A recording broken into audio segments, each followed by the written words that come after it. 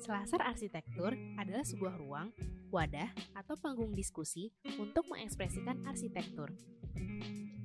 Sedangkan podcast Selasar merupakan media yang mempermudah pergerakan diskusi arsitektur. Podcast ini didukung oleh Himpunan Mahasiswa Arsitektur Adistana Universitas Trisakti.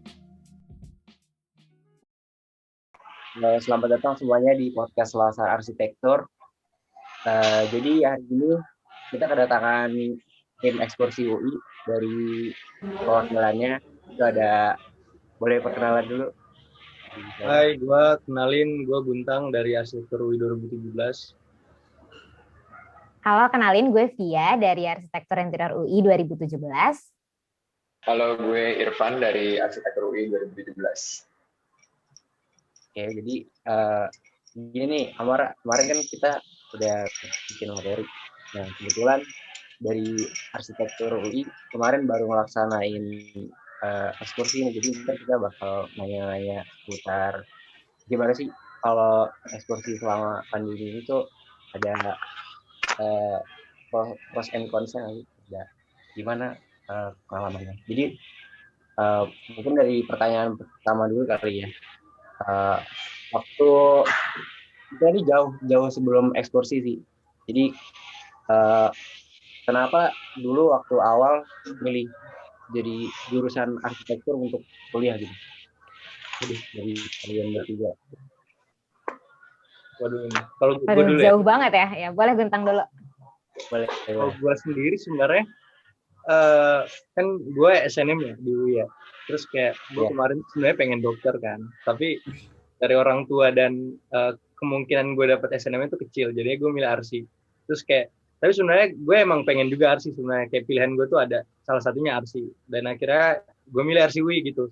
Selain karena gue pengen kuliah di Jawa, kan gue dari Makassar ya, gue sekarang di Makassar, pengen di Jawa. Terus pas masuk Arsi UI, alhamdulillah dapet, terus kayak ternyata ekspektasi gue tentang dunia arsitektur tuh beda banget ya. Kayak gitu sih. Oh. Oke. Kalau selanjutnya boleh lanjutin. Mungkin gue dulu kali ya. Kalau misalnya gue itu tuh aslinya pengennya desain interior. Jadi dulu pas SNM gue tuh udah coba apply di FSRD ITB kan. Terus habis itu gak dapet tuh, gara-gara kan itu sebenarnya jurusan buat anak IPS kan. Terus akhirnya pas yang di SBM gue milih, ya udahlah nggak mungkin nih kalau misalnya milih desain interior lagi, karena kan itu IPS. Akhirnya gue milih SAPPK, habis itu arsitektur UI sama arsitektur interior UI. Tapi itu sebenarnya gue nggak mau banget masuk arsitektur. Terus jadi ya udah deh, untung aja gue masuk arsitektur interior. Jadinya kayak ya emang itu yang setengah-setengah ya. Iya, setengah-setengah bener.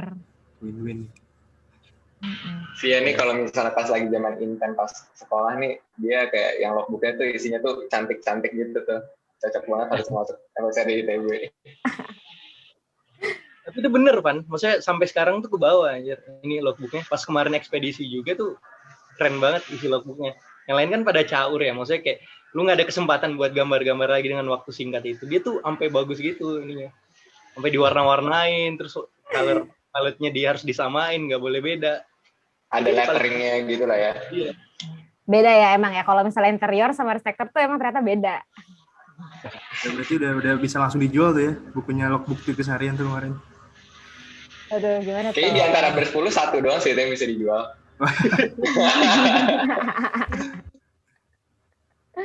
Kalau dari Irfan gimana waktu dulu milih jurusan kuliah? Kalau gue dulu tuh sebenarnya background keluarga gue tuh sipil.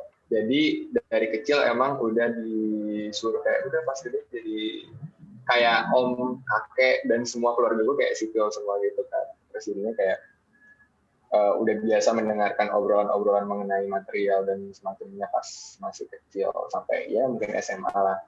Kayak udah pas mungkin SMA milih mau ya udahlah kita ambil kuliah sipil aja lah gitu, kayaknya dulu keren aja gitu. Om sama kakek gue tuh kerjanya di tengah kota gitu segala macam, biasalah anak kecil kan lewat jalan Sudirman, Maze gitu segala macam. Terus tapi lama-kelamaan kayak pas udah mau mulai masuk ke penjurusan, pas kan gue sekolah negeri tuh udah mulai ada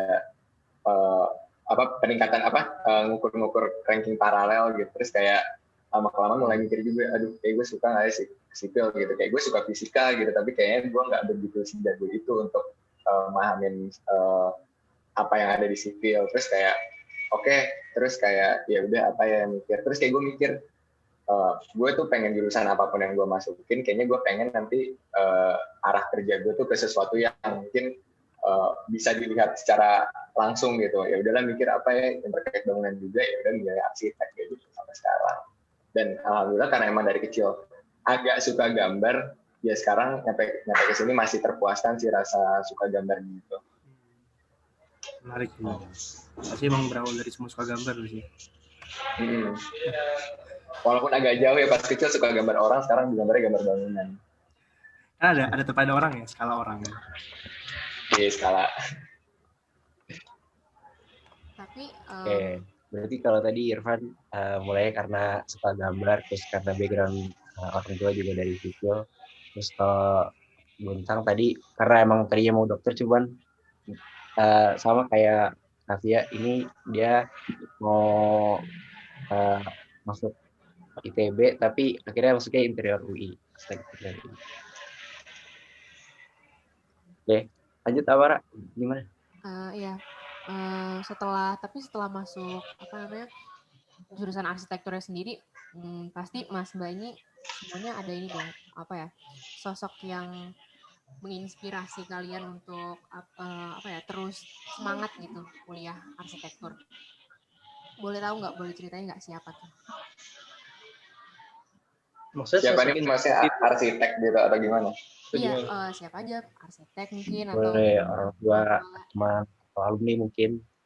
Sebenarnya gue nggak ada begitu banyak tahu sih soal arsitek-arsitek di Indonesia. Tapi kalau misalnya dibilang inspirasi pasti orang tua ya. Maksudnya yang nyemangatin buat masuk. Maksudnya tetap semangat walaupun maksudnya berat ya. Maksudnya kayak lu pasti juga ngerasain bahwa kuliah arsitektur itu berat. Nah selama ini gue maksudnya terinspirasi, maksudnya kayak yang tetap kenapa gue bisa sampai saat ini bertahan walaupun kayak gue gak begitu bagus di arsitek, ya itu pasti orang tua gue dan teman-teman gue sih, karena kayak lingkungannya tuh sangat sportif, terus kayak ternyata tuh bukan soal tentang arsitek aja gue dapet di sana gitu selama kuliah, kayak mulai dari kayak bagaimana contohnya ini ekskursi ini loh, maksudnya kayak gue bisa keliling Indonesia kayak gitu sih. Mungkin kalau misalnya gue beda kali ya sama Buntang. Jadi kan karena gue dulu awalnya nggak kepengen masuk arsitektur, tapi lebih ke interior. Terus pas di awal-awal, pas gue masuk arsitektur tuh kayak gue kaget nih. Tapi kan kalau misalnya di UI, di awal-awal kita tuh masih ada mata kuliah desain dasar. Jadi pas masih desain dasar tuh gue masih kayak, happy deh, seru nih. Kalau misalnya arsitektur UI ternyata kayak masih ada seni-seninya.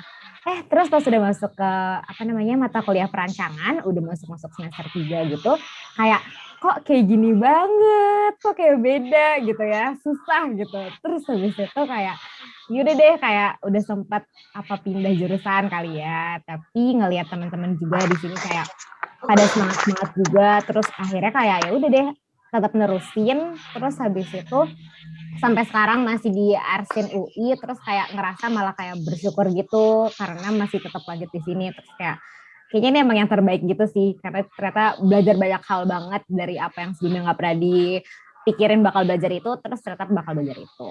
Terus kalau misalnya dibilang sosok yang inspiratifnya, sebenarnya teman sih, sebenarnya teman-teman, karena kayak teman-teman juga banyak yang ngerasain hal yang seperti itu, tapi kayak kita semua juga akhirnya tetap maju bareng-bareng sampai kayak insya Allah tahun ini kita lulus bareng gitu. Amin.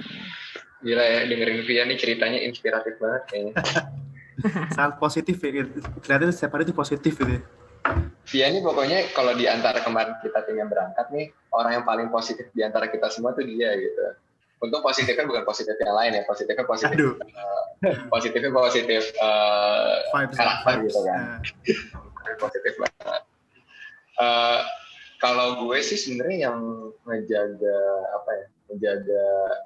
memotivasi. Sebenarnya kalau yang memotivasi itu kayak gue pengen jalan-jalan aja sih, maksudnya kayak gue tuh ngerasa kayak sebagai mahasiswa arsitektur kayaknya yang gue rasakan adalah kayak ini adalah salah satu jurusan di mana lu bisa ngeliatin apa ya, apapun yang terkait sama pekerjaan lu tuh sehari-hari gitu, kayak lu bisa lihat segala macam rancangan itu tuh di mana-mana gitu, kayak mulai dari rumah, skala instalasi sampai skala rancangan yang lebih gede gitu. Nah, sebenarnya termasuk juga ini ke ekskursi ini. Kenapa pada akhirnya gue jadi suka ekskursi, kayak ini tuh udah tahun ketiga gue ikutin ekskursi gitu. Karena gue suka jalan-jalan, menemui orang baru, terus kayak di ekskursi ini gue melihat kayak ternyata tuh orang-orang tuh bener-bener kehidupan mereka tuh sehari-hari tuh bisa di-shape gitu sama apa yang ada di sekeliling mereka gitu, kayak lingkungan mereka, pekerjaan yang mereka lakukan gitu, sampai ke bentuk arsitekturnya pun juga tidak terlepas dari itu. Jadi kayak yang bikin gue suka dan tetap ada di arsitektur sih karena kedekatan itu ya, kedekatan antara apa yang kita rancang, apa yang kita desain dengan kehidupan kita sehari-hari. Jadi kayak mudah gitu kesannya dibandingin, kayak gue nggak kebayang kalau misalnya gue ada di jurusan lain kayak menghitung apa, mengkalkulasi apa, kayak gue nggak bisa membayangkan aja. Impact-nya emang justru langsung ke masyarakat itu ya, apalagi ekskursi. Iya. Seru gue tuh attract gitu, kayak yang dari pas gue masih maba gitu, pas masih mahasiswa baru, gue tuh attract-nya sama yang waktu itu Pulau Seram ya, yang pertama kan kalau nggak sih 2018, terus habis itu Orang Laut, terus habis itu sekarang ya seru aja gitu ngeliatin ekskursi UI, terus sampai buat pameran yang sama Yorianta dan lain-lain itu sih. Oke, lanjut Bi. Oke. Tadi karena udah dijelasin juga orang-orang inspiratif siapa aja dari teman, dari terutama biasanya kalau dari mahasiswa sih biasanya teman-teman yang suka support gimana antar kita di arsitektur gitu gimana. Terus kalau tokoh-tokoh arsitek gitu ya pasti ya udahlah yang muncul nama-nama itu lagi gitu kan. Iya, emang biasanya kalau dari mahasiswa ya yang kita tahu baru gitu aja sih, tergantung gimana kita parameter udah kenal arsitek atau belum. Nah, terus kalau dari program kalian bertiga ini, gimana sih tempat yang paling berkesan selama kuliah arsitektur ini? Ataukah kalian pernah mengunjungi karya-karya arsitektur yang ini gue banget nih karyanya, gue suka banget nih karya yang kayak gini. Jatuhnya kayak tempat-tempat yang paling mengesankan ya selama kuliah di arsitektur. Iya, selama kuliah gitu. Gue kemarin tuh yang paling gue suka tuh ada di di Jepang, di apa namanya? Itu ada suatu pelabuhan, gue lupa namanya apa ya kemarin tuh pelabuhannya. Itu menurut gue bagus banget sih, karena dalam itu menurut gue bisa dibilang kayak karena gitu dalamnya tuh bentuknya seperti apa sih yang kertas-kertas Jepang itu yang teknik melipat origami itu strukturnya dalamnya kayak gitu. Gue lupa lagi namanya apa, pelabuhan. Pokoknya itu salah satu inspirasi gue sih kemarin, soalnya kan pas gue datang kemarin tuh gue baru mau masuk PA ya, maksudnya studio perancangan gitu, jadi kayak di situ salah satu bentuk trigger gue, gue nanti PA atas nih gue bakal bikin kayak gini, tapi ya ternyata susah cuy. Susah kayak gitu sih paling. Oke. Kalau dari dia gimana? Kalau misalnya gue mungkin beda kali ya sama Guntang. Guntang kan kayak dia bilang mungkin bangun-bangunan yang kayak udah modern. Terus dari yang bikin tuh arsitek nama. Nah mungkin kalau misalnya gue tuh justru mikir tempat yang paling berkesan yang pernah gue datengin itu tuh pas di Pulau Seram. Jadi kebetulan 2 tahun yang lalu itu gue juga ikutan ekskursi, tapi itu perginya ke Pulau Seram. Nah di situ tuh kayak pertama kalinya gue melihat bangunan vernakular Indonesia, arsitektur vernakular Indonesia, dan di situ gue bener-bener kayak takjub gitu loh, karena mereka tuh bener-bener yang kayak bikin rumahnya gak pakai paku, terus ya udah gitu yang mereka bikinnya bareng-bareng, gotong royong, apa-apa semuanya itu dari alam, dan insting mereka untuk membuat itu tuh kuat banget. Jadi ketika gue melihat itu kayak Keren banget. Justru gue malah kayak terkagum-kagum kayak kok bisa sih mereka bisa bikin kayak gini tanpa harus bikin kayak 3D modeling kayak kita biasanya atau tanpa harus bikin gambar kerja kayak kita biasanya. Itu kayak wow, keren sih.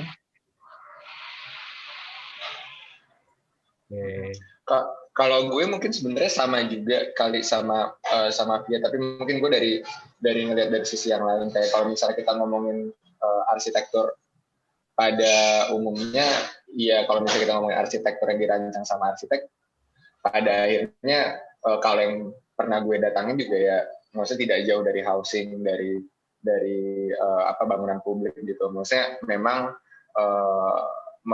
yang kalau kita lihatin arsitektur yang sekarang jatuhnya tidak jauh ngomong dari style, dari hal-hal sifatnya teknis dan juga prinsipil dari si arsiteknya gitu. Maksudnya dari segi tujuannya juga pada akhirnya juga sama gitu. Itu juga pada saat pertama kali gue datang ke Pulau Seram juga, kebetulan nih kita nih, gue, Bintang, sama Via ini, kita orang yang beruntung nih pernah beberapa kali datang ke daerah-daerah, dan memang ketika pada saat itu datang ke Pulau Seram, itu agak kaget gitu, melihat ternyata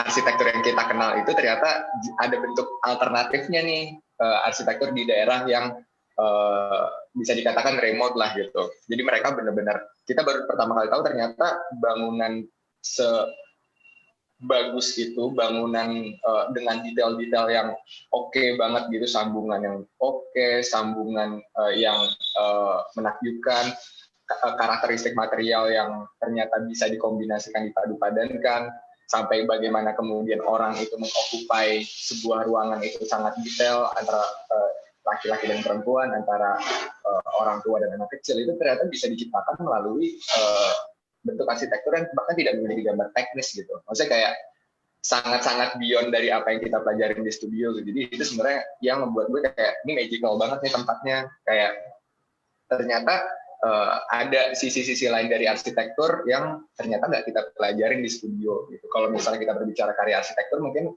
itu adalah karya arsitektur yang dihasilkan dari proses perancangan yang kita pelajari di studio, tapi ternyata ada hasil karya arsitektur lain yang di luar dari apa yang kita pelajarin selama ini.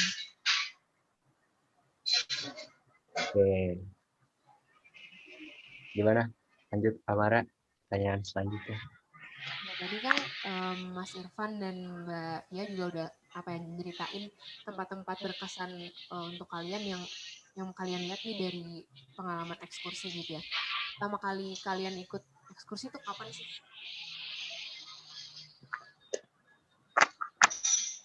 Kebetulan kalau kita bertiga itu tuh di tahun 2018 kita pergi ekskursi bareng-bareng ke Pulau Seram. Nah, untuk di tahun-tahun selanjutnya itu yang pergi di tahun 2019 Irfan pergi ke Orang Laut ya, Van ya? Iya, di Kepulauan Riau sama di Riau. Nah, terus habis itu kalau misalnya di tahun 2020-nya niatnya kan kita mau pergi ke Pulau Timurnya di tahun 2020. Tapi karena ada pandemi akhirnya mundur sampai di tahun 2021. Baru deh di tahun 2021 kita bertiga bareng-bareng lagi ke Pulau Timur itu. Sampai ke Desa Boti. Berarti kalau dari kalian bertiga di sini pernah ikut semua ekskursi yang ada dari tahun 2019? Kebetulan kalau tahun kedua gue mafia tuh gue nggak berangkat, tapi yang gue join ke panitianya tuh tahun keduanya, maksudnya yang pas Irfan berangkat gue join ke panitianya, yang nggak join soalnya gue waktu itu jadi salah satu pengurus di himpunan arsitektur di. Oh, berarti Irfan dong 3 tahun. Iya, Irfan nih hobinya ikut ekskur. Hobinya tiap tahun, nggak pernah ngambil semester pendek, jadi kalau misalnya itu kayak kuliahnya paling keteteran deh. Langsung jadi ketua ya, Pak ya? Kita ekskur ya, Pak. Tapi justru kalian tahu nggak sih kenapa Irfan jadi ketua ekskur?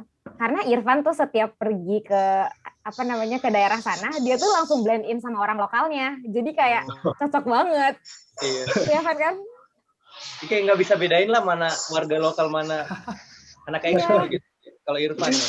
Bener banget. Masalahnya yang pas kita ke Pulau Seram, itu kan di daerah timur Indonesia kan. Irfan tuh blend in. Terus udah gitu yang pas kita ke Kepulauan Riau tuh, Irfan pergi ke sana, dia juga bisa blend in gitu loh. Apalagi yang pas kita ke Nusa Tenggara kemarin tuh kayak Wah gila, Irfan gak ada bedanya sih, udah kayak orang lokal. Cara berpacaran Iya. Cocok Pak. Berarti koneksi banyak apa deh? Yoi. Asik Pak. Orang-orang akamsi asik. Mirip sama orang akamsi jadinya. Iya sih sebenarnya kalau misalnya kita rata-rata emang punya latar belakang beda-beda ya. Maksudnya kayak kita tuh kalau di UI itu biasanya tahun pertama tuh kita jadi staff gitu, kayak ketika jadi staff itu bisa gabung banyak hal, kayak kan kalau di UI itu ada organisasi sama ada kepanitiaan gitu. Kalau misalnya di UI technically di FTUI itu ada organisasi, ada BEM sama himpunan gitu. Rata-rata kita semua anggota dari himpunan semua pada tahun itu. Terus ketika lu masih jadi staff, lu tuh juga bisa gabung jadi anggota kepanitiaan. Nah, waktu itu kalau misalnya lu tahu di UI itu tuh ada 2 kepanitiaan yang gede, yaitu affair, architecture fair-nya UI, sama satu lagi ekskursi. Nah, pada saat itu kita gabung ke kepanitiaannya ekskursi, karena yang ada waktu itu memang ekskursi doang gitu. Affair karena dia bienal dua tahun sekali ya.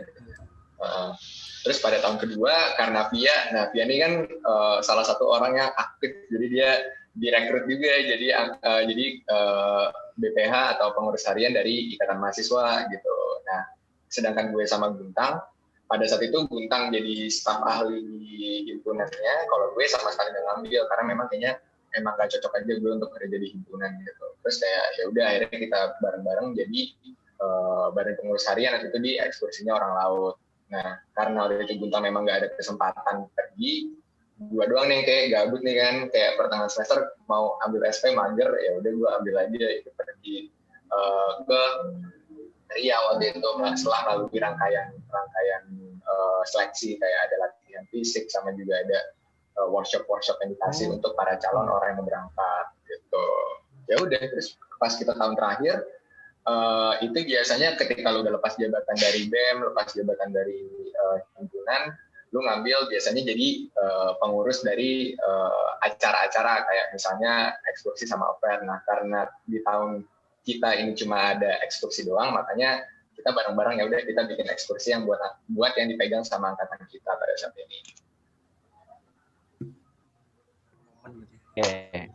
Jadi dari jelas juga gimana ikut ekskursi.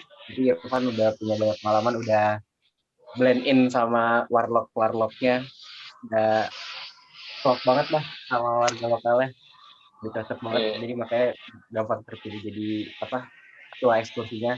Terus itu nggak ada ngaruhnya sih sebenarnya sih. Itu nggak ada ngaruhnya sama sekali sih, Pak. Itu cocok logi aja sih, itu cocok logi. Cocok loginya Via aja tuh. Tapi terus gimana sih kalau tanggapan kalian melihat dunia arsitektur di Indonesia saat ini? Apakah ada perubahan yang signifikan atau mungkin meningkat atau menurun dari apalagi kalian udah mengelilingi ya secara nggak langsung lebih lah mengelilingi Indonesia kan? Secara nggak langsung udah mengelilingi ke daerah-daerah juga.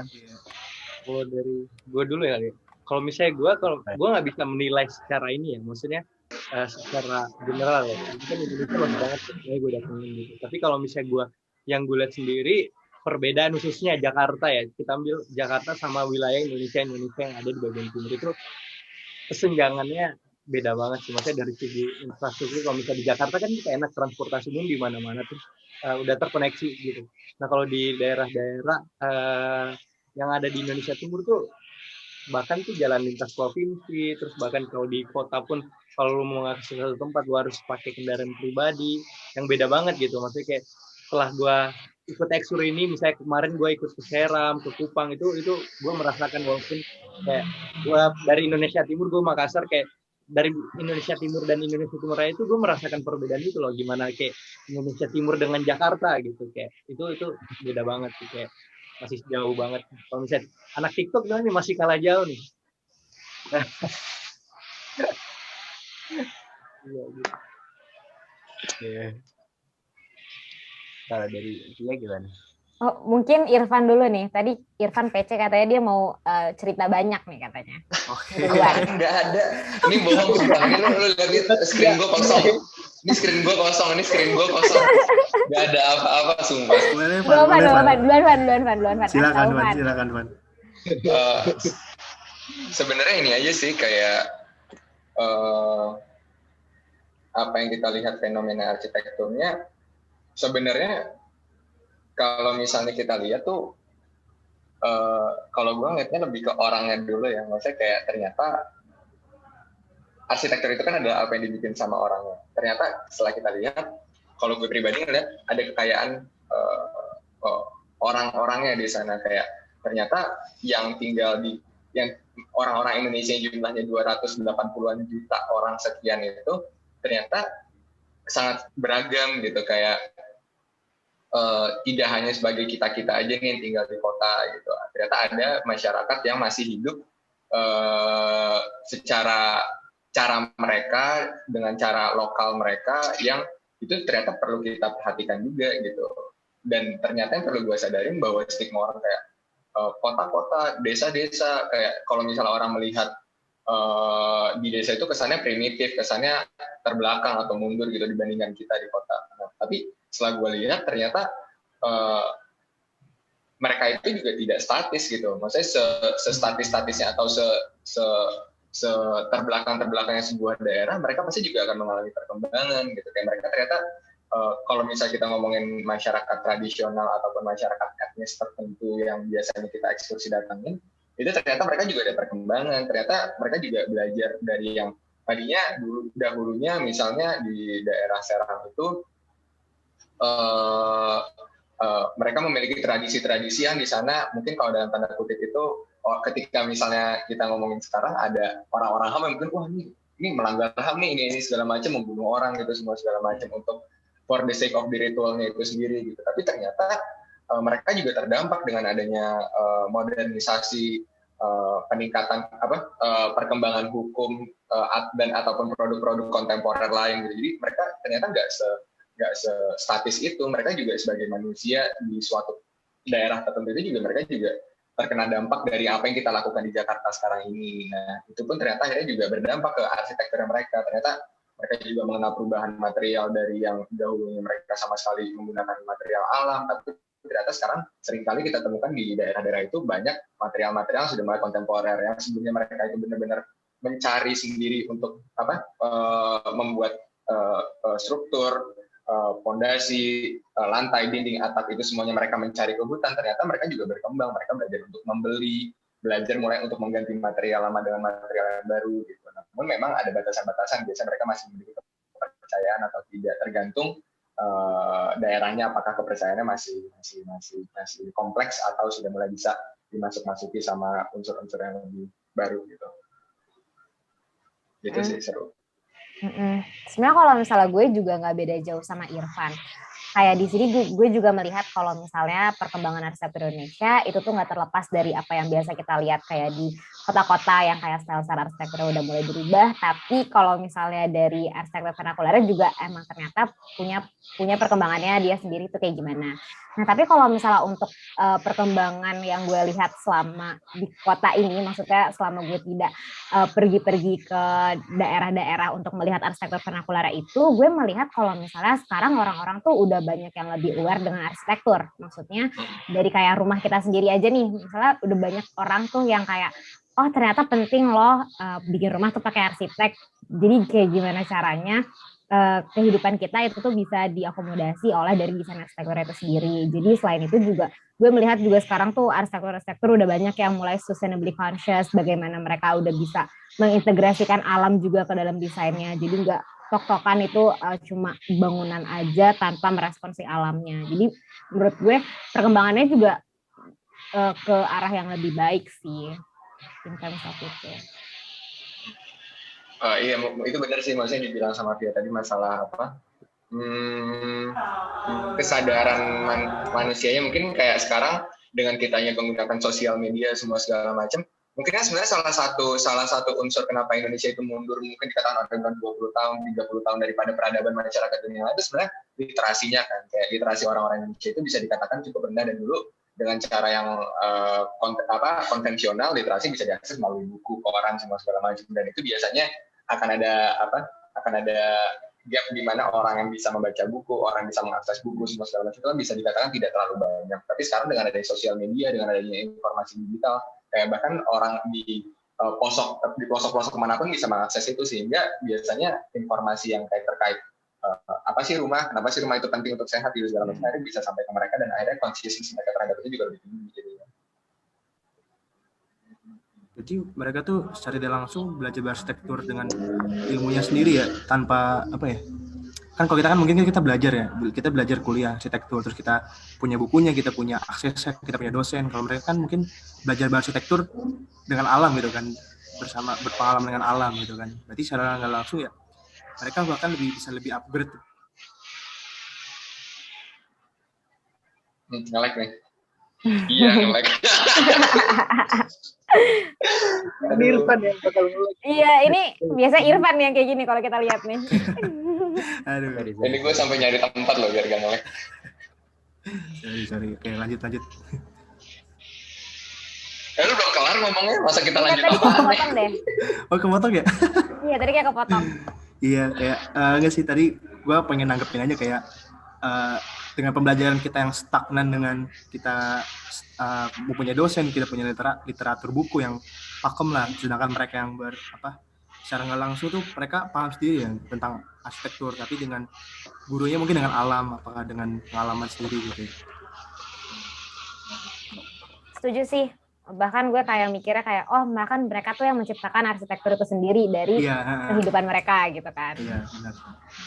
Walaupun memang ada beberapa hal yang kayak bertentangan gitu, kayak misalnya kalau lu lihat di referensi buku arsitektur dan di Adler Architecture gitu, kayak ada yang bilang bahwa ternyata ada beberapa kayak misalnya mereka memiliki sebuah kepercayaan tersebut kemudian mengarahkan mereka untuk melakukan A, B, C, D. Misal kayak di gue lupa, di salah satu daerah di Amerika itu mereka tuh ada yang arsitekturnya itu sama sekali tidak memiliki jendela, arsitektur vernakular ya. Maksudnya itu sama sekali, kalau misalnya kita lihat dari sisi fisika bangunan ataupun sisi teori-teori yang terkait teknologi dan kesehatan, itu kan mungkin dikatakan tidak baik gitu. Bangunan harus memiliki akses terhadap cahaya, semua segala macam angin. Nah, tapi mereka juga memiliki value-value yang itu mungkin dalam tanda kutip agak berseberangan dengan apa yang kita pelajari, tapi itu suatu ilmu juga yang itu kemudian mereka percayai, sama seperti kita mempercayai teknologi bangunan. Iya.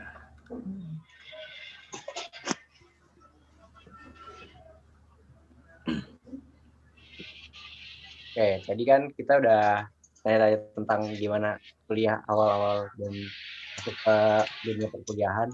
Terus sekarang kita masuk ke pertanyaan tentang ekskursi di sini lah. Jadi arti logo dari ekskursi UI itu apa sih? Kayak ada yang segitiga terus bawahnya ada bulat kan, itu artinya apa sih?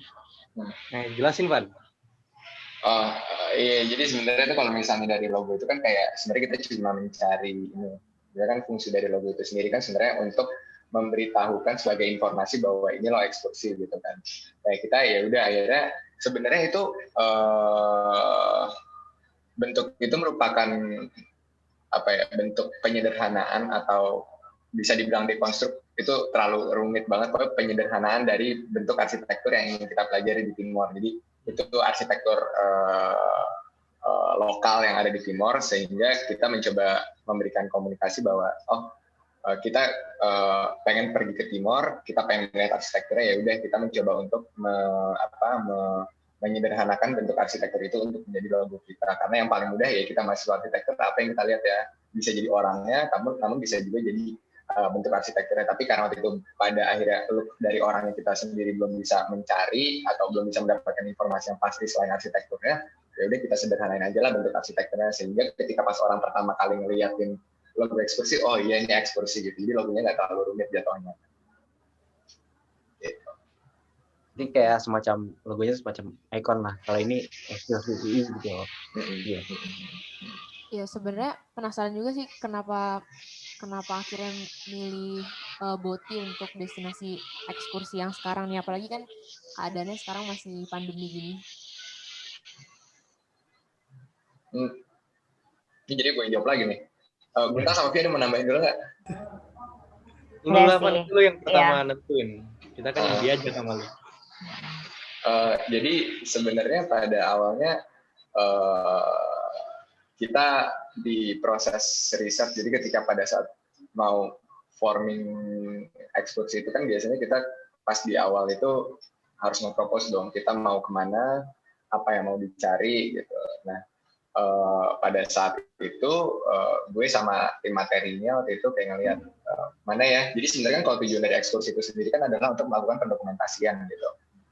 Kita itu tujuannya adalah untuk mendokumentasikan apa yang sebelumnya belum terdokumentasi. Nah, jadi pada saat itu kita awalnya startnya itu mencari apa sih sebenarnya daerah-daerah di Indonesia ini yang ternyata memiliki arsitektur lokal yang sangat menarik dengan kehidupan masyarakat yang menarik yang belum terdokumentasi. Kita untuk menulis beberapa kelompok masyarakat dengan arsitekturnya sendiri gitu. Nah, terus kita juga nyari mana yang kemudian itu juga belum pernah didengar, karena pada saat kita nyari kita juga pengen untuk memperkenalkan bahwa kalau misalnya di daerah-daerah ini tuh masyarakatnya itu sangat banyak gitu. Ketika kita berbicara masalah NTT misal, orang kan taunya orang-orang Sumba, orang-orang Belu, atau arsitektur-arsitektur yang besar yang muncul di Flores semua segala macam. Nah, kita mikir, oh ternyata ada loh yang ternyata selama ini orang belum, atau misalnya dulu orang-orang Wairebo gitu. Ternyata kita juga pengen memperkenalkan ternyata ada loh orang-orang di Pulau Timor itu sendiri yang itu dia satu pulau dengan kota Kupang gitu. Padahal kan kota Kupang sendiri merupakan ibu kota dari provinsi NTT gitu. Terus kita lihat ternyata apa sih? Tapi selain itu kan kita juga harus ada value dong kita pelajarin dari mereka gitu, kayak supaya kita nggak sembarangan gitu milih tempat. Nah, kita pada saat kesana otomatis orang-orang juga bisa belajar banyak gitu. Oh ternyata di sana orang-orangnya itu memiliki bisa dikatakan di riset kita pada saat itu batas-batas ataupun lingkup kehidupan yang di sana kalau kita selama ini mengenal dengan pemerintah, kita mengenal dengan keluarga gitu. Nah, mereka tuh memiliki batas-batas yang berbeda gitu, yaitu pada saat itu kita melihat ternyata di provinsi Nusa Tenggara di lingkup orang-orang Dawan atau orang-orang Pulau Timur itu mereka memiliki batas-batas kerajaan pada saat itu, di mana pada saat ini kerajaan-kerajaan itu masih aktif. Nah, Boti ini sendiri sebenarnya merupakan salah satu bagian dari kerajaan itu yang mereka masih sangat memvalue dari apa yang diturunkan oleh raja-raja ataupun leluhur-leluhur mereka sebelumnya. Masuk bagaimana cara mereka berdueling. Cara mereka berdueling itu benar-benar beda banget. Kalau kita kan kayak rumah satu gitu, dan mungkin di ekskursi sebelumnya biasanya arsitektur yang muncul itu spesifik. Nah, kalau misalnya di Desa Boti ini sendiri, mereka itu ternyata bentuk arsitektur mereka itu sangat beragam sesuai dengan fungsi yang mereka tujukan gitu. Kayak dapur memiliki arsitekturnya sendiri, rumah tinggal memiliki arsitekturnya sendiri, dan tempat pertemuan juga memiliki arsitekturnya sendiri, dan itu sangat mereka highlight dalam kehidupan mereka sehari-hari. Kamu mau melakukan kegiatan A di mana, kegiatan B di mana, itu sangat mereka percayai dan mereka terus menurunkan itu sampai sekarang gitu. Dan mereka mempreserve itu. Berarti tadi juga udah dijelasin juga gimana sih kayak di sana yang kita dapat arsitekturnya punya ciri khasnya masing-masing, punya poin. Oh kalau misalnya dapur tuh kayak gini loh, kalau misalnya rumah tinggal yang dari Boti sendiri kayak gitu. Nah setelah di tujuan utamanya dari ke Tanah Timur itu nggak Boti ini itu apa sih? Kayak misalnya kalau di sana itu ada budaya yang misalnya perlu didokumentasikan kalau ini tuh budaya Indonesia juga, jadi punya ciri khas lain dari Tanah Timur itu, ada nggak gitu? Jadi gimana agak putus-putus. Jadi tujuan utamanya ekskursi UI datang ke Tanah Timur tuh apa sih? Kayak misalkan ada budaya yang belum pernah highlight atau didokumentasi sebelumnya, itu ada nggak yang kayak oh ini loh kalau Indonesia Timur juga punya budaya yang kayak gini, itu tuh ada nggak? hal yang harus Mungkin Via sama Gunta mungkin ada bisa sampaikan. Kalau misalnya dibilang budaya pasti ada ya, banyak banget sih. Maksudnya walaupun itu sama, itu cara penerapan mereka itu berbeda. Mungkin gue menggambarkan dulu, mungkin nggak bisa disebutin ya kan mungkin budaya-budayanya. Nanti kita ada ini aja pameran buat ini. Cuma kalau misalnya di secara kehidupan, terus kayak mereka kegiatan sehari-hari itu ada banyak banget sih, kayak keunikan-keunikan yang bisa dibilang itu banyak. Maksudnya kalau secara kegiatan namanya itu banyak, tapi kalau dilihat secara detail itu berbeda banget gitu, mulai dari material, bahan, kayak gitu. Setuju, mau nambahin dari Guntang juga. Jadi kan kalau misalnya tujuan utamanya ekskursi arsitektur UI itu untuk mendokumentasikan arsitektur vernakular dan juga untuk ya itu mendokumentasikan arsitektur vernakular di sana. Dan output kita itu ada pameran, film, sama buku. Nah jadi kalau misalnya mau tahu lebih lanjut dan lebih lengkap tentang apa sih budaya-budaya yang kita udah kumpulkan dan dokumentasikan, nanti itu bisa dilihat dari pameran virtualnya yang akan ada di awal April. Terus udah gitu nanti juga bakalan ada buku-bukunya juga dan juga ada launching filmnya juga. Jadi ditunggu aja, oke? Nah, gue mungkin nambahin dikit dari Via. Jadi sebenarnya kenapa kemudian menarik? Sebenarnya salah satu yang kenapa kita pergi ke timur itu adalah budaya mereka adalah budaya non tulisan ya. Maksudnya arsitektur vernakular itu salah satu cirinya biasanya diturunkan melalui kebiasaan, melalui tradisi gitu. Walaupun misalnya kita ngomong arsitektur vernakular itu nggak melulu ngomongin arsitektur tradisional gitu. Kemudian ketika kita datang ke sana, sebenarnya tujuannya adalah untuk mengkonversi itu. Jadi kita ingin mengkonversi apa yang menjadi ketika kita berbicara orang-orang timur, mereka memiliki syair, mereka memiliki ritual-ritual yang mereka lakukan baik ketika mereka perubahan fase daur hidup mereka gitu, mereka memiliki ritual. Terus ketika mereka ingin membangun arsitektur, lalu mendiami arsitektur, lalu mereka ingin misalnya setelah merubuhkan arsitektur itu sendiri, itu ada ritual. Terus misalnya kayak ketika mereka mencari penghasilan kayak hasil alam semua segala macam, itu mereka juga melakukan ritualnya, kemudian nanti itu disimpan, di storing ke dalam arsitektur mereka gitu. Maksudnya jadinya kekayaan non tulisan itu mereka jaga secara banyak generasi, mungkin udah ada belasan generasi itu dipertahankan gitu sampai sekarang, dan mereka masih mau obey itu. Jadi sebenarnya tujuan kita adalah untuk mengkonversi itu, sehingga kita tahu bahwa tradisi non tulisan itu sebenarnya juga bermain sangat penting gitu dalam kehidupan orang-orang di Indonesia. Misalnya kayak ketika kita ngomongin tradisi ataupun aturan-aturan yang tidak tertulis kayak undang-undang, bahkan ketika sekarang kita ngomongin pembagian lahan hutan aja, di pemerintah sudah mengakui adanya hutan adat kan. Nah berarti itu sebenarnya melihat bahwa ternyata hutan adat ataupun lingkup lingkungan yang dipengaruhi oleh adat itu juga sangat penting di Indonesia gitu.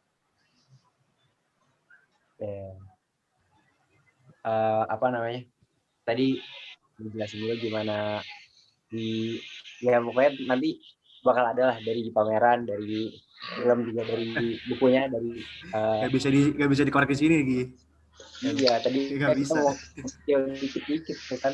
Sabar tunggu sebulan lagi kan kita pameran kita nanti di awal April, jadi nanti sabar dikit lagi.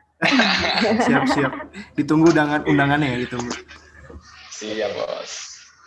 Jadi atau kayak gini deh, pertanyaan selanjutnya, kalau kesulitan selama di Boti itu apa sih? Kayak apakah di sana masih minim banget listriknya, atau misalnya masih susah banget komunikasi sama orang di sana gitu, ada nggak?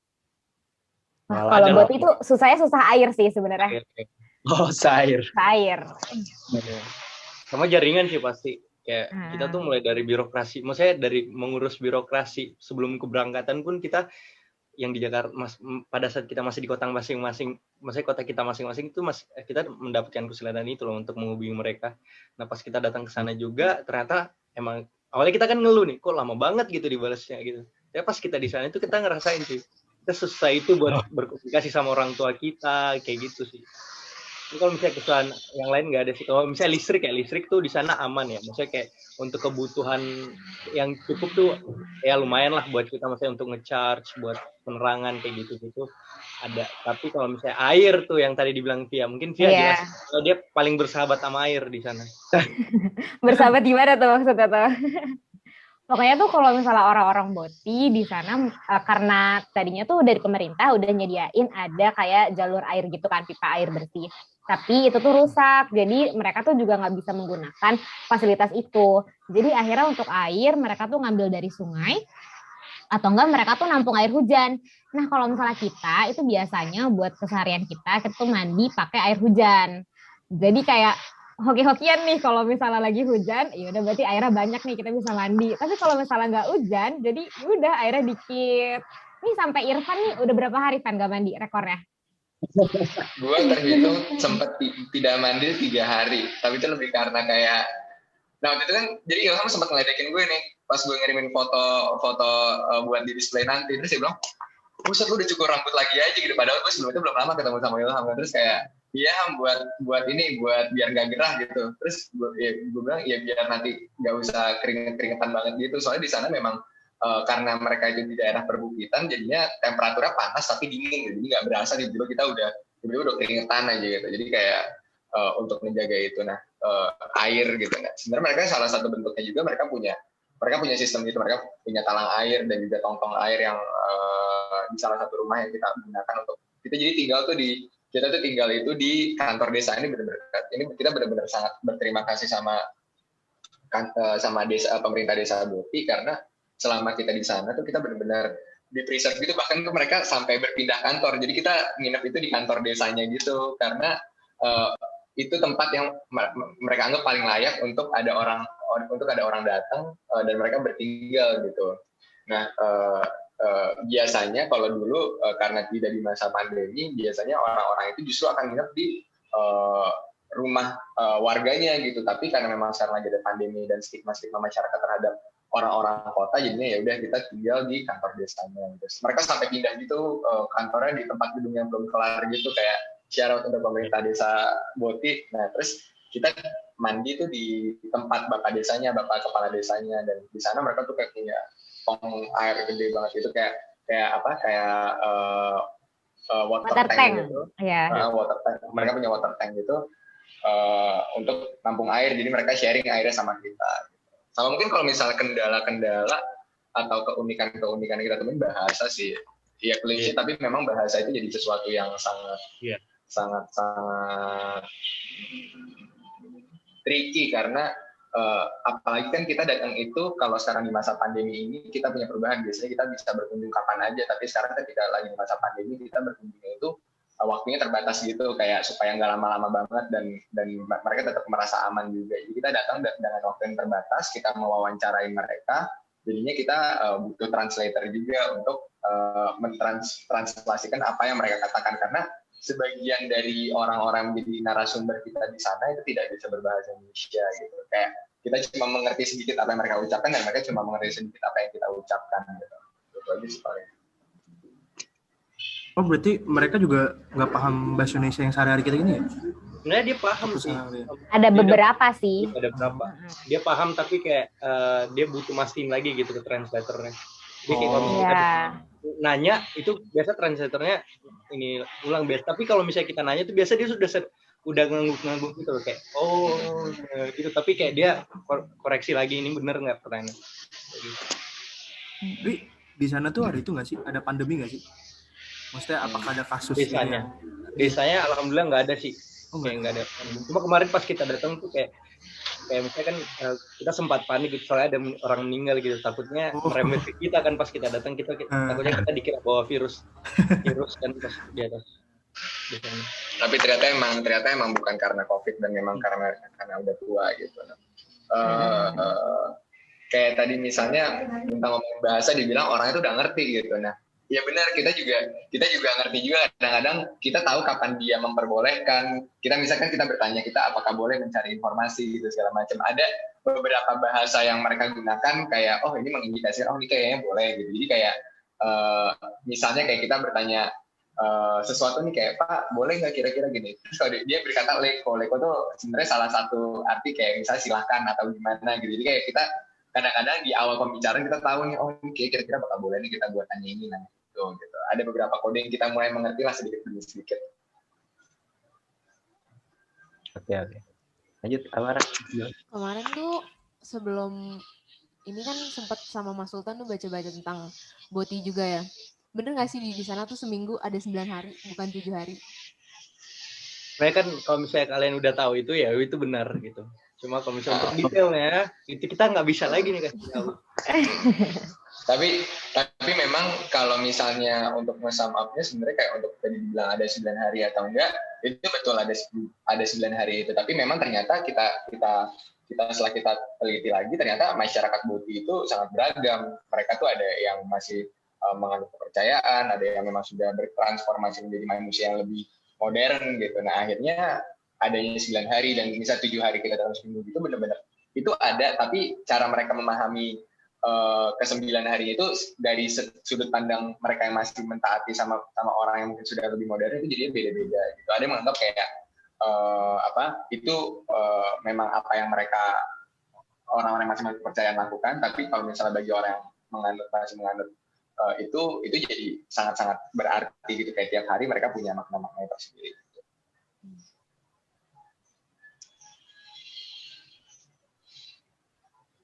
Iya, soalnya waktu gue research sama Amara di internet, kayak wah kaget banget. Ini kok dia di 9 hari tuh apa gitu? Ada hari apa itu ternyata beda-beda artinya. Terus kalau buat research juga dari Boti sendiri, keunikan arsitekturnya yang bisa dijelasin tuh kayak gimana? Kayak ini kan kalian mau ada pameran, mau ada dokumentasi film dan buku dan segala macamnya, yang bisa putus bro, putus kan? Iya, putus-putus.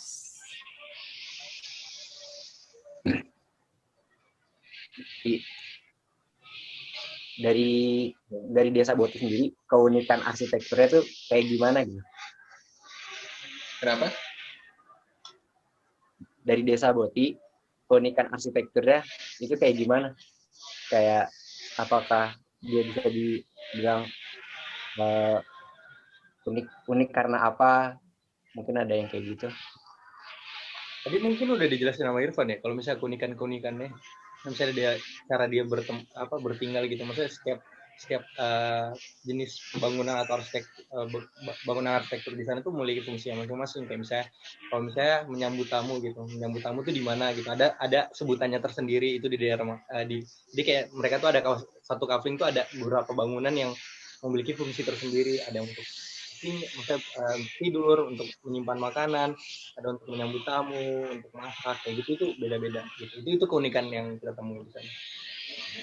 Dan ketika kita misalnya di arsitektur yang di kota, misalnya ketika misalnya kita di kota misalnya arsitektur rumah nih, rumah standar, ada ruang tamu, ada kamar tidur, ada ruang tamu, kamar tidur, ada kamar mandi, lalu ada misalnya ada taman, semua segala macam kan, ada dapur. Nah, itu biasanya setiap ruangan itu memiliki sekat-sekat ataupun memiliki batasan-batasan yang sangat distinktif gitu. Nah, ternyata pada saat kita datang ke sana, fungsi-fungsi yang awalnya kita pikir tidak mungkin untuk diinhabitasi manusia secara bersamaan itu ditemukan gitu. Kayak misalnya ketika ngomongin ketika di Jakarta, ya mungkin dong fungsi dapur sama fungsi misalnya lu menyambut tamu ditemuin di tempat yang sama. Nah, ternyata kita melihat ada pola yang lain, ternyata dapur dan bisa disatukan gitu. Itu benar-benar sesuatu yang bisa dikatakan tuh unpredictable gitu loh space-nya jadinya.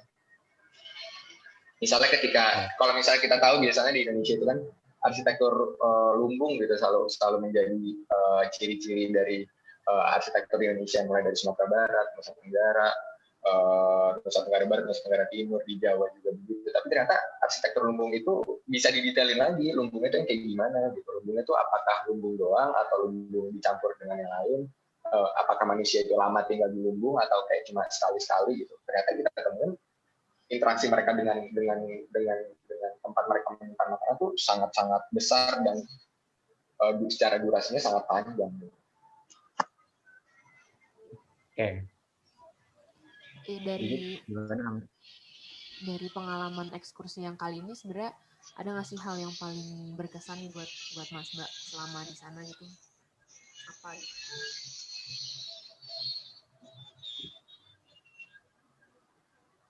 Mungkin Via duluan deh, karena Via. Apa ya, kalau misalnya hal yang paling berkesan tuh sebenarnya banyak banget kan, karena ini kebetulan juga beda banget nih sama ekskursi yang udah aku jalanin di sebelumnya, yaitu ekskursi yang pas ke Pulau Seram. Kalau misalnya dari yang pas Pulau Seram sendiri, itu kan kita bukan di keadaan pandemi kan, jadi kita bertemu dengan orang-orangnya itu juga lebih banyak, kita beneran yang kayak bisa bertinggal langsung sama orang-orang di sana, kita bisa kenalan langsung, kita bisa ngobrol langsung. Nah, sedangkan kalau misalnya yang di sini, yang pas di Pulau Timur, itu benar-benar kerasa bedanya karena pas lagi pandemi, kita jadi interaksi dengan manusia, dengan masyarakat-masyarakat sekitarnya itu benar-benar jadi berkurang banget. Terus udah gitu, dari segi budaya dan juga dari segi lingkungannya kan di sana juga beda banget ya. Jadi itu sebenarnya berkesan banget sih karena jatuhnya jadi kayak setiap ekskur tuh ada ceritanya masing-masing yang emang unik. Ditambah lagi dengan kondisi pandemi seperti ini jadi lebih unik lagi. Gitu sih paling. Kalau misalnya dari Guntang sama Irfan gimana tuh? Mungkin kayak kita beda pandangannya. Kalau gue mungkin membandingkan sama Seram juga ya. Jadi kalau di waktu di Seram tuh 2018 kita tuh tinggal bareng orang Seramnya, tapi bukan bareng orang suku yang kita teliti gitu. Jadi kayak udah semua di sana tuh tersedia gitu. Jadi kalau misalnya masak kita udah ada yang masakin, ada yang cuciin. Jadi kayak udah siap berangkat gitu kalau misalnya kita mau ke tempat lokasinya. Kalau misalnya di Boti kemarin ini benar-benar kayak kita tuh ada pembagian jadwal, kayak ada yang masak, ada yang cuci piring, ada yang ngambil air. Kayak itu tuh kita benar-benar ngerasain tiap hari tuh kerasa banget gitu kayak gue lagi dong yang cuci piring kayak kerasa gitu. Masih ada, padahal kita masih ada ini loh, maksudnya kayak data-data yang harus kita olah gitu waktu kita cuma 9 hari gitu di sana. Kayak itu aja sih tiap hari pas bangun tidur kita kepikiran lagi, malam kepikiran lagi kayak gitu. Ya benar-benar. Jadi kalau misalnya berkesan tuh sebenarnya kalau misalnya di ekskur biasanya kita kan ada namanya divisi-divisi di saat kita pergi ekskursi itu apa. Kayak misalnya gue itu divisi wawancara atau nggak divisi sketsa, terus Irfan divisi dokum. Nah kalau misalnya yang sekarang kita tuh ada divisi lainnya nih kalau misalnya bertinggal. Jadi kayak Guntang itu divisi masak, terus nanti Irfan itu divisi cuci piring. Jadi kita tuh bener-bener kayak kerjanya double-double gitu loh. Jadi udah bertinggal bareng-bareng, terus tetap nyari data lagi. Jadi itu sih paling berkesan. Ribet gitu, maksudnya kayak tiap hari tuh kerasa banget gitu. Kayak mulai dari mandi pun kayak kadang kita berantem gitu kayak. Gila-gila. Gue nggak bisa. Lanjut ya, suara gue masuk gak? Masuk tapi suaranya. Oh iya dah. Nge-freeze lagi. Ya benar sih kata Guntang, kita mau mandi aja kita rebutan. Jadi pas itu ada cerita lucu nih, kita bangun tidur, pokoknya kita tuh berebutan mau mandi kan sih. Terus habis itu jadi kita bikin lah, yaudah nih pokoknya besok pagi yang bangun paling duluan itu yang boleh pertama kali mandi ya. Terus itu jam 5 pagi bener-bener semua alarm tuh bunyi, terus kita langsung kayak saut-sautan gitu kayak pertama, kedua, ketiga, keempat, langsung kayak banget deh, mau mandi doang sampai segitunya, bener-bener kayak pakai alarm buat rebutan. Jadi kalau misalnya untuk diceritakan tuh kayak kita tuh selama di sana tuh punya timeline gitu kan, timeline harian, kita bangun jam berapa, terus kayak kita punya waktu sampai jam berapa nih, misal kita sampai jam 7 pagi kita itu mandi, bikin sarapan bareng-bareng gitu, terus kayak kita mulai ngambil data dari jam 8 sampai jam 12, terus habis dari jam 12 kita istirahat, makan siang, masak lagi, kalau ada yang ngantuk banget tidur gitu, kalau misalnya terus ada yang lagi bagian cuci baju, terus kayak dari siang ke sore kita ambil data lagi dari jam 1:30 sampai jam 5 kita ambil data lagi, keliling kampung lagi. Terus nanti dari jam 5 itu biasanya nanti kita 5 istirahat dulu, mandi sore kalau ada yang mau mandi sore atau yang belum kebagian mandi pagi-paginya. Terus nanti kayak jam 7 kita mulai rapat gitu. Kira-kira kita diskusiin apa sih yang udah kita pelajarin hari ini. Misalkan kita ada, sekarang kemarin ada 4 divisi.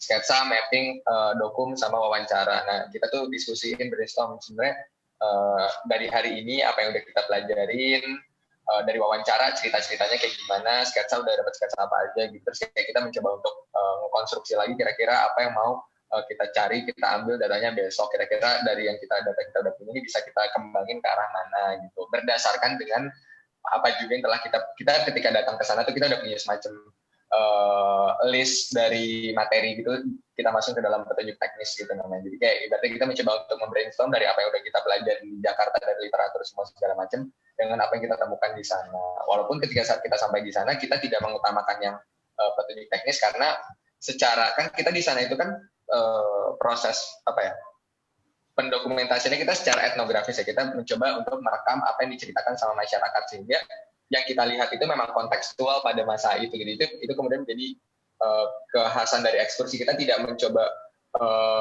menceritakan dari awal sampai akhir dengan secara mendetail gitu, tapi kita lihat adalah misalnya ya udah Timor ketika tahun 2021 di bulan Januari apa yang kita temukan kayak gitu. Kalau misalnya memang sudah ada hal-hal yang tidak relevan dengan apa yang kita lihat di lapangan, ya tidak akan kita masukkan gitu. Kita memang hanya menulis apa yang kita temukan di lapangan gitu. Sama mungkin ini sih satu lagi terakhir, pada saat kita waktu itu, jadi kan kita itu ke forming itu di bulan Februari 2020, itu pada saat masa sebelum pandemi kan. Itu kayaknya sudah pandemi tapi kita nggak ngira tiba-tiba Indonesia nih jeder, tiba-tiba ada COVID gitu kan. Iya. Parah banget kan itu. Nah, pada saat itu benar-benar kayak kita semua segala macam, bahkan tadinya kita rapat mingguan itu ketemu langsung, tapi sekarang otomatis harus virtual. Banyak hal-hal yang kita rencanain, kayak kita ada latihan fisik. Jadi ekskursi itu kan sebelum keberangkatan itu ada latihan fisik sama workshop untuk kemudian ngelakuin penjaringan gitu. Nah kita aja udah bingung, wah ini kita gimana mau workshop, gimana mau latihan fisik gitu kan, latihan fisik gimana latihan gitu. Tapi kita akhirnya mencoba untuk merubah itu menjadi online sembari berharap nih pandemi mereda, tapi yang ternyata tidak mereda-reda juga, makin naik gitu kan dari lama kelamaan. Terus pada saat itu gue sempat ngobrol juga sama kan kalau misalnya kita lihat pendokumentasian arsitektur vernakular di tingkat mahasiswa kan ada beberapa nama juga yang lumayan oke. Ada arsitektur juga Unpar, kebetulan gue dekat banget sama ketuanya, jadi pada saat itu kita komunikasi. Akhirnya waktu itu Arjo memutuskan kita bikin pameran online gitu tapi mereka tidak melakukan ekspedisi di tahun itu. Terus kayak aduh gimana ya gitu, gue mikir aduh gimana nih. Terus waktu itu sempat komunikasi juga sama Trisakti waktu itu, sama Tito kan, ngeliat gitu segala macam. Ternyata Trisakti juga tidak melakukan ekspedisi, tapi mereka membuat pameran juga. Terus kayak kita mikir gimana ya gitu. Terus kayak kita, tapi karena emang niatan kita emang pengen, kita udah sampai sini, kita udah sejauh ini gitu. Terus kita mencoba untuk melakukan proses birokrasi semua segala macam, dengan pemerintah sana, dengan pemerintah desa, terus juga dengan kepolisian semua segala macam. Ya akhirnya ternyata alhamdulillah kita bisa berangkat di bulan Januari. Nah biasanya kan keberangkatan kita di bulan Agustus, lalu kita ada pameran internal di perpusat UI, terus ada pameran eksternal biasanya ada di Museum Nasional atau Perpustakaan Nasional, atau misalkan juga pernah di Salihara gitu. Yang biasanya sebelum itu lakukan secara fisik banget, akhirnya ya udah gimana caranya kita bisa berorientasi sama pandemi ini. Jadinya kita benar-benar bikin semua jadi online, dan kita nanti bikin buku, kita bikin visi jurnal perjalanan kita bikin pameran juga nanti di website kita di kenalnegeri.id. Nanti mudah-mudahan semua hasil pendokumentasian kita bisa kita pamerin di sana. Terus sebenarnya yang paling susah ini sih kayak kemauan kita gitu loh, kayak awalnya orang tuh bahkan ketika pergi ke desa aja tuh kita tuh banyak kendala, kayak ada anak yang tidak diizinkan sama orang tuanya karena bahkan ini di situasi biasa tuh kayak nggak dibolehin karena jauh nih ini segala macam. Terus ini makin lagi tambahin pandemi gitu. Terus kayak mulai dari internal kita mencoba mengconvince orang-orang kita tuh bisa berangkat, itu tuh menjadi suatu challenge juga gitu kan. Tapi ternyata alhamdulillah minatnya masih tetap tinggi gitu, orang pengen belajar dengan sungguh-sungguh gitu. Terus kayak yang kedua untuk birokrasi kan kayak seperti lo tahu ya, misalnya sekarang proses perjalanan itu kan sangat dibatasi. Nah kita memang melalui proses yang sangat panjang nih, Guntang nih orang yang ngelaksanain langsung. Jadi kalau misalnya lu tahu ekskursi itu kan ada istilahnya tuh ada tim advance sama tim besar. Tim advance ini merupakan bagian dari tim besar, tapi kalau sekarang kita jadi tim kecil karena jumlahnya cuma 10 orang. Jadi tim advance ini kemudian mengurus proses birokrasi. Pada saat mengurus proses birokrasi itu sendiri, itu gila banget coy, kayak semua itu karena di masa pandemi itu tidak pasti, kayak mereka harus melihat situasi di daerahnya juga gitu. Terus kebetulan itu sempat lagi agak naik juga gitu di Kabupaten Timur Tengah Selatan. Terus tapi karena kita memang sudah mengkomunikasikan, kita sudah testing berkali-kali, kita juga sudah melakukan proses karantina, akhirnya diizinkan gitu. Dan terus pada saat kita mau naik ke desa pun akhirnya kita juga testing lagi. Memang itu ada beberapa effort yang harus kita tambahkan gitu. Terus mungkin selama ini mungkin ekspedisi kita ekskursi itu selama sebulan biasanya. Ini kita ekspedisi cuma dalam waktu total pengambilan data selama 9 hari. Itu sebenarnya banyak, jadi hal-hal yang mungkin menjadi bahasan ekskursi selama ini kita juga harus utak-atik juga dalam tanda kutip supaya ini tetap tersampaikan apa ideas utama dari pendokumentasian gitu. Sama di lapangannya sih agak susah gitu. Agak tricky gitu. Oke. Kalian itu berarti bisa bagaimana sih menyampaikan apa sih seurgensi itu kah kalian bisa sampai bisa mendapatkan birokrasi yang kompleks seperti itu. Jadi seurgensi apa sih kah sampai kalian bisa harus nih ekspedisi langsung, sedangkan yang tadi ceritain Irfan kan udah ke Arjau terus udah ke Trisakti, kita kan juga mengalami peniadakan penjelajah kan. Nah, terus kira-kira dari teman-teman menurut kalian tuh seurgensi apa sih sampai itu harus jadi jelajah gitu? Apakah kamu punya beban moral, apakah dari orang daerah di sana seperti itu? Gimana Pia sama Bintang? Mau nambahin dulu di awal? Sebenarnya gue nggak ini sih, jadi kayak dari informasi juga ya, awalnya kayak pas awal-awal pandemi itu udah hopeless banget gitu kan, kayak gue sama salah satu tim materinya itu udah ngobrol kan, kayak anjir ini kayaknya nggak bisa berangkat gitu, kayak udah nggak memungkinkan lagi kan buat berangkat, mana tahun depan kita udah skripsi gitu, kita udah mikirin ini mana pembayarannya gimana, persiapannya. Nah kalau misalnya itu kayak urgensinya sebenarnya kayak apa ya jatuhnya, kalau misalnya yang gue rasain sendiri ya, kayak masa nggak berangkat sih gitu, kayak selama ini kita udah udah kerja bareng gitu, kita udah ngadain webinar, udah ngadain apa istilahnya kayak latihan bareng gitu, latihan fisik bareng gitu, masa kayak nggak berangkat gitu, sayang aja sih. Terus kayak juga kalau misalnya kita nggak berangkat, sebenarnya kemarin kita ada pilihan ada kayak mirip sama Arjo ya kemarin, kayak mereview 10 tahun arsitektur kemarin, cuma kayak sayang aja gitu, kita kayak ekskur kita tuh nggak ada cerita gitu, masa kita cuma nge-review gitu, kayak tanpa ada hal yang baru yang kita bawa di tahun ekskur kayak gitu. Terus mau nambahin juga sebenarnya ketika kita datang ke sana kan sebenarnya ekskursi itu kan diadakan ada tujuan kan. Tujuan kita adalah untuk melakukan pendokumentasian itu sendiri. Balik lagi kayak dari tadi gue udah berkali-kali gue bilang. Nah, terus waktu itu kita sempat mikirin gimana caranya ya bisa mendokumentasikan ini. Sedangkan ketika kita pertama kali sudah berjanji, oke, kita bakal melakukan pendokumentasian untuk orang-orang Dawan, orang-orang Timor, itu kita tuh udah punya beban moral sendiri, kayak ini kita bukan beban moral, kayak tanggung jawab moral. Jadinya kita sudah berjanji pengen mendokumentasikan ini, kalau sampai tidak jadi, jadinya kita berpikir kayak kita punya tanggung jawab di sana gitu. Kita mau nggak mau gimana caranya kita harus bisa mendokumentasikan ini, karena pada akhirnya tujuannya adalah untuk menyelamatkan apa yang ada kan. Karena kita lihat sendiri dari tahun ke tahun akan ada progresi, akan ada data-data yang kemudian menjadi hilang, akan ada proses-proses yang kemudian akan merubah dari kebiasaan masyarakatnya itu sendiri. Dan kita kan sebagai gue sebagai mahasiswa dan teman-teman sebagai mahasiswa arsitektur punya tanggung jawab untuk memahami itu. Kita sebagai mahasiswa arsitektur juga perlu kesadaran bahwa tiap tahunnya pendokumentasian itu kemudian menjadi penting. Nah, terus kita punya beberapa metode gitu pada saat itu, kayak kita mikir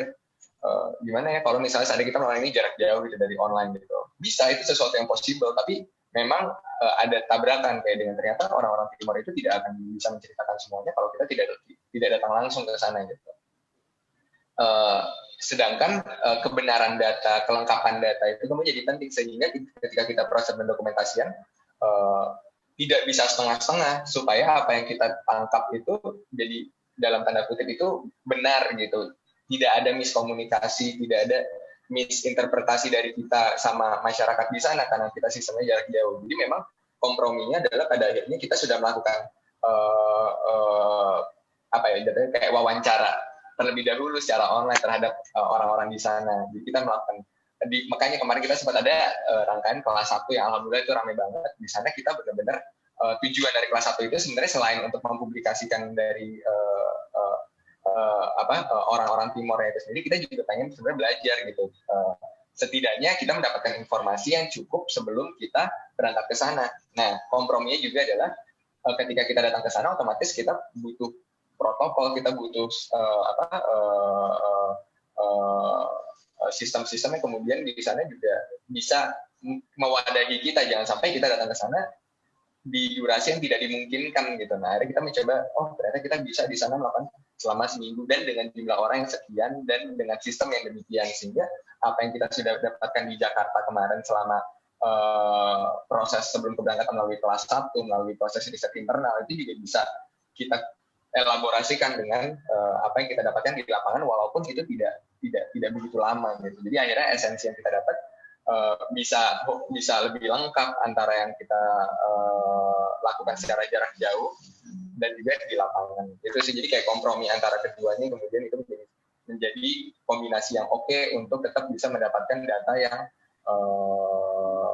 yang cukup menggambarkan lah gitu. Sehingga ketika kita di sana kan otomatis gini, misalnya ketika kita datang nih sampai Jakarta, kita jatuhnya gini, kan kita mahasiswa, kita mengambil data gitu ya, kita kayak ambil data, untungnya buat mereka tuh apa sih sebenarnya? Kalau dipikir-pikir kan kalian juga gitu, kayak masyarakat tuh sebenarnya mendapatkan apa dari proses kita ini gitu. Nah, jadi setidaknya ketika kita datang kita tidak bisa memberikan apapun, kita bukan anak-anak KKN yang membangunkan apapun itu buat mereka atau memberikan fasilitas-fasilitas bagi mereka, enggak. Mereka yang memfasilitasi kita, mereka yang memberikan kita informasi gitu. Dan ketika kita sampai di Jakarta, akhirnya nanti kita mengolah, dan harapannya nanti apapun yang kita olah itu bisa menjadi data untuk mereka juga, untuk setidaknya mereka mengenal kampung mereka di tahun 2021 di bulan Januari, sehingga ketika mereka nanti bercerita, selain adanya juga data non tulisan yang mereka turunkan secara sehari-hari, ada juga data tulisan yang kita hasilkan di sana. Gimana Ilham, terjawab? Iya, sangat salut sih buat teman-teman UI sampai memikirkan untuk, sehingga itu menurutku juga harta yang paling berharga itu sebenarnya adalah arsip sih sebenarnya, apalagi buat mereka kan, arsip itu sangat sulit buat dilakukan. Terus buat teman-teman eksekusi UI yang untuk melakukan ekspedisi secara langsung itu udah lebih dari cukup sih kalau menurut gue, bisa mengarsip, dan kita yang mungkin gak kesana juga bisa tahu kan, orang-orang masyarakat Indonesia khususnya yang belum tahu sebelumnya itu. Terus mungkin kalau terakhir dari gue, kira-kira harapan dari teman-teman eksekusi ini untuk mahasiswa arsitektur Indonesia deh, itu apa sih? Yang udah melakukan, kalian kan udah melakukan ekspedisi, seenggaknya terus sudah melakukan interaksi juga dengan warga-warga lokal gitu kan. Nah, kira-kira buat teman-teman harapannya itu untuk seluruh mahasiswa arsitektur Indonesia ya, itu seperti apa?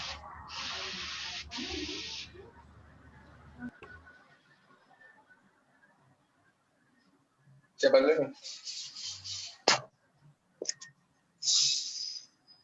Dua-dua deh kalau gitu. Jadi kalau misalnya harapan buat gue adalah karena Indonesia itu luas, jadi dan menurut gue tuh Indonesia tuh luas dan banyak banget hal yang bisa kita eksplor, masih banyak banget hal yang masih bisa kita gali in terms of arsitektur vernakular di sana. Jadi kita sebagai mahasiswa di Indonesia juga mungkin ada baiknya kalau misalnya ada waktu, ada kesempatan dan ataupun ada peluang untuk bisa mendokumentasikan atau paling tidak bisa merasakan arsitektur vernakular Indonesia itu seperti apa, coba deh luangin waktunya, coba deh merasakan arsitektur vernakular itu secara langsung, secara sendiri. Karena kalau menurut gue lagi, dari apa yang kita pelajarin selama kita jadi mahasiswa tentang bagaimana caranya kita berarsitektur, itu tuh benar-benar bakalan beda banget. Dan apa yang sebelumnya kita pelajarin atau apa yang sebelumnya kita tahu tentang arsitektur, itu tuh pasti bakalan berubah ketika kita telah bertemu langsung dengan si arsitektur vernakular itu. Jadi pikiran kita jadi jauh lebih terbuka dan benar-benar menambah insight banget sih. Oh, dari gue sendiri ini sih, jadi kayak maksudnya kayak dengan melakukan ekspedisi, misalnya contoh yang tadi yang kita lakukan itu ekskursi kemarin yang ke Seram tuh, Seram dan Tanah Timur deh yang baru ini. Jadi kita kayak kalau dari gue sendiri gue merasakan kayak gue terbuka lagi gitu. Maksudnya yang selama ini yang pernah gue pergiin kayak oh ternyata gini-gini itu tuh mempunyai kayak ya udah gitu mirip apa yang kita selama ini keseharian kita kayak misalnya di Jakarta itu kita ya udah kita enak gitu. Ternyata pas di sana tuh kayak sesuai itu loh, maksudnya kayak banyak kesenjangan yang dirasakan kayak misalnya dari fasilitas, baik dari kesehatan, transportasi ya buat mahasiswa arsitektur nantinya. Maksudnya kan kita salah satu penerus bangsa ya, maksudnya kita akan membangun negeri ini ya udah, maksudnya kayak coba gitu melirik ke Indonesia. Indonesia tuh luas, nggak cuma Jawa gitu, kayak kalian harus membangun negeri kalian yang nggak harus terpusat ke Jawa tapi ke tempat yang lainnya biar nantinya kayak kita tuh semua bisa merasakan kesetaraan gitu.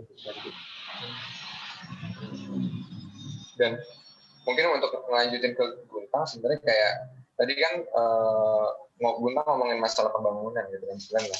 Soalnya kalau kita lihat sendiri, kalau sekarang realitanya banyak sekali masyarakat yang ada di daerah, baik itu masyarakat etnis atau masyarakat tradisional atau masyarakat yang terkumpul dalam satu lingkup karena pekerjaan atau semacamnya, itu tuh biasanya seringkali dianggap terbelakang gitu. Terus kemudian biasanya akan ada intervensi baik dari pemerintah ataupun dari pihak-pihak yang ada di kota gitu ke dalam daerah yang sebenarnya mereka mencoba untuk membangun, tapi bahkan mereka aja nggak tahu siapa yang mereka approach itu, siapa yang mereka kemudian mencoba untuk yang dianggap dalam tanda kutip mereka bantu gitu kan.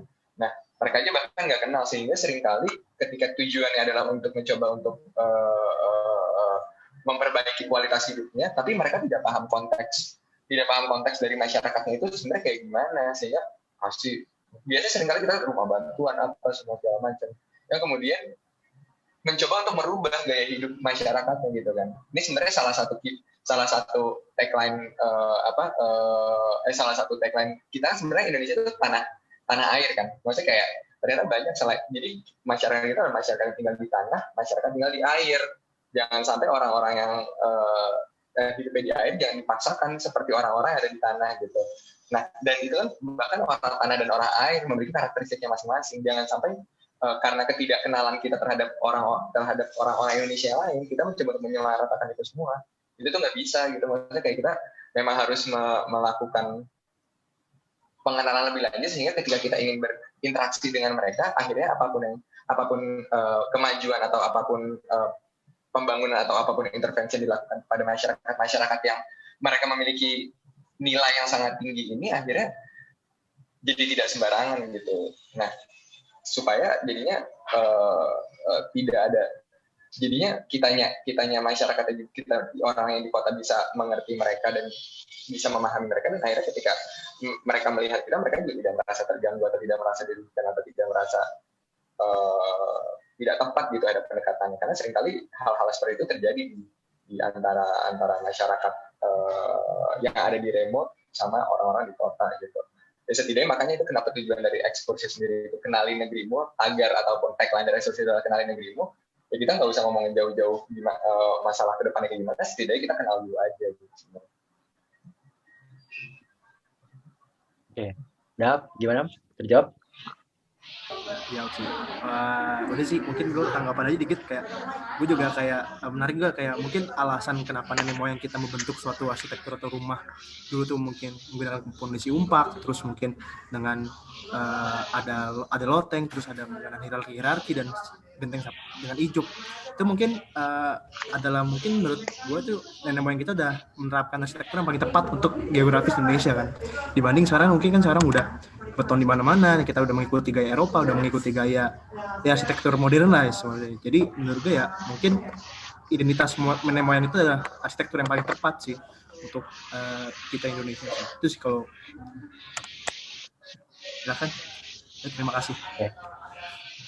Nah, kita udah panjang lebar nih ngomong dari tadi, udah kerasa udah berapa lama?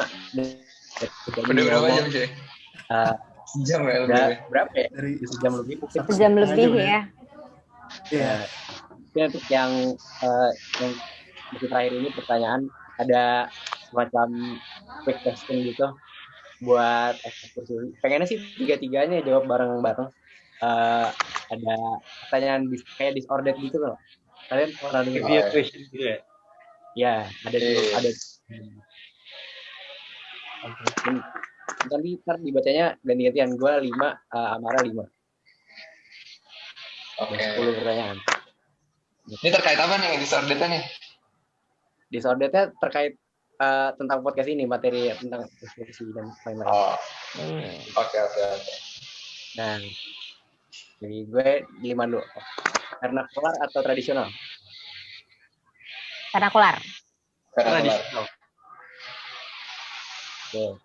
Sederhana. Ini no konteks, tapi ini konteks ya, ini perlu dijelasin no konteks ya berarti ya? Enggak ada konteks ya? Enggak ada. No konteks ya? Oke. Kedua, sederhana atau kompleks? Sederhana. Oke. Ketiga, glass box atau black box? Glass box. Ya, gue sama Via bareng. Gue black box. Oke. Nomor 4, sketsa atau software? Sketsa. Begadang atau well prepare? Well prepare. Walaupun akhirnya begadang. Ya, walaupun akhirnya begadang juga. Semuanya well prepare sih, cuma bingungnya begadang pasti. Iya, benar. Oke, lanjut Amara. Oke, desa atau kota? Desa. Nah. Ekskursi atau IMA FTUI? Ekskursi dong gimana nih? Karena kita dari ekskursi nih. Tapi ekskursi diwadahi oleh IMA FTUI. Iya kan? Di atasnya ekskursi itu ada IMA gitu. Iya. Oke, selanjutnya buku, film atau pameran? Pameran. Buku. Oke, boti atau seram? Boti dong. Boti. Gak bisa milih. Iya. Jawabannya politis banget. Enggak. Tapi menurut gue nggak bisa dipilih. Langsung sebutin, Van. Jangan ini. Lu apa? Nggak bisa milih. Udah. Netral berarti netral. Yang terakhir nih, seminggu 9 hari atau seminggu 7 hari? Seminggu 7 hari. Kayak gue orang kota seminggu 7 hari lah. Iya. Berat cuy. Seru. Dari kita dari podcast Selasa Arsitektur mungkin segitu dulu. Terima kasih teman-teman ekskursi UI udah mau datang, udah meluangkan waktunya. Mungkin nanti di lain waktu kita bisa ketemu lagi di kegiatan selanjutnya. Mungkin terima kasih nggak ada nggak sih? Sultan, ini nggak ada sesi ini nggak sih apa? Promosi gitu dari ekskur. Iya, kita butuh promosi nih. Boleh banget. Silakan. Ini atau dari Via nih. Sikat. Waktu dan tempat, silakan.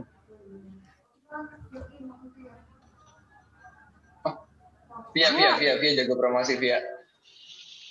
Ya udah. Halo teman-teman semua, buat yang mendengarkan podcast ini jangan lupa untuk luangin waktunya di awal April nanti karena dari ekskursi arsitektur UI bakalan ada kegiatan seru nih. Di antaranya ada pameran virtual dari ekskursi kita ke Tanah Timor yaitu dari Desa Boti. Kemudian nanti bakalan ada acara-acara bedah buku, bedah film yang salah satu output yang akan kita bawa juga. Jadi nanti kita bakal ada launching filmnya, terus kita juga bakal jualan bukunya. Jadi buat yang tertarik jangan lupa datang ke pamerannya, nonton filmnya dan juga beli bukunya ya. Terima kasih. Iya. Terima kasih semuanya yang udah datang di podcast Selasa Arsitektur. Terima kasih juga udah meluangkan waktunya. Thank you banget nih juga buat Selasa Arsitektur, keren banget. Gue itu datang ke Selasa Arsitektur yang di ini Institut Prancis ya, Indonesia. Yang IVI. Iya, itu gue sempat ikutan. Acaranya keren banget sih karena gue rasa di tingkat mahasiswa ini Selasa Arsitektur salah satu menurut gue yang kayak untuk diskusi-diskusi mengenai topik arsitektur menurut gue yang lumayan bagus dan kenceng gitu. Kayak kita sebagai mahasiswa arsitektur tuh seringkali jadi mahasiswa yang pasif gitu, masih kayak gue sih merasa gitu. Dan salah satu arsitektur sebenarnya salah satu yang bagus sebagai media untuk membuka pikiran mahasiswa arsitektur. Jadi kayak keren banget buat kelas arsitektur. Thank you. Makasih juga buat teman-teman nih. Kenceng terus, semoga makin bermanfaat. Diskusinya mungkin keren terus deh. Amin. Amin. Sukses juga buat kalian. Thank you. Terima kasih teman-teman sudah mendengarkan. Jangan lupa cek episode lainnya ya. Sampai jumpa.